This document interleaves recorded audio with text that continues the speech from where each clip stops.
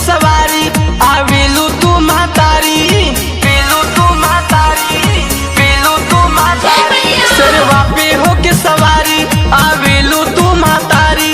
घर आजा हमरी मैया तोहरा रती उतारी हो। रुखा सुखा भोगवा लगाई जाई तू, जिला अम्बेडकर में आई जाई तू। ए माई भक्तन के असरा पुराई जाई तू, जिला अम्बेडकर में आई जाई तू।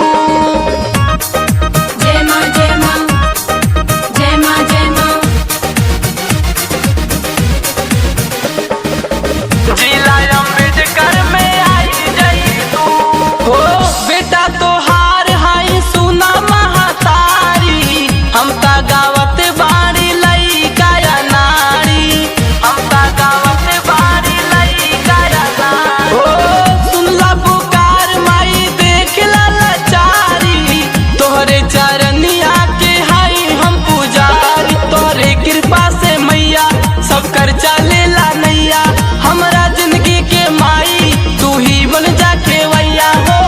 ममता के आंचल ओढ़ाई जाई तू, जिला अम्बेडकर में आई जाई तू। ए माई सेवकन के मन हार साई जाई तू, जिला अम्बेडकर में आई जाई तू।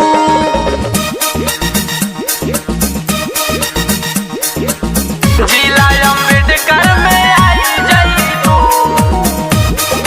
जय मां जय मां जय मां जय मां जय मां जय मां।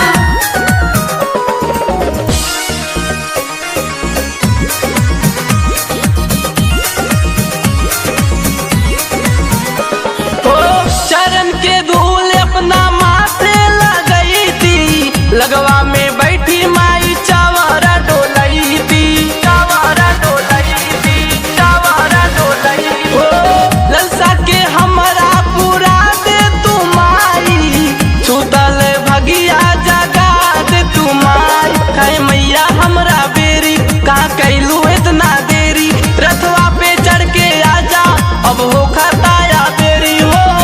अमरजीत के असरा पुराई जाई तू, जिला अम्बेडकर में आई जाई तू। ए माई सेवकन के मन हार साई जाई तू, जिला अम्बेडकर में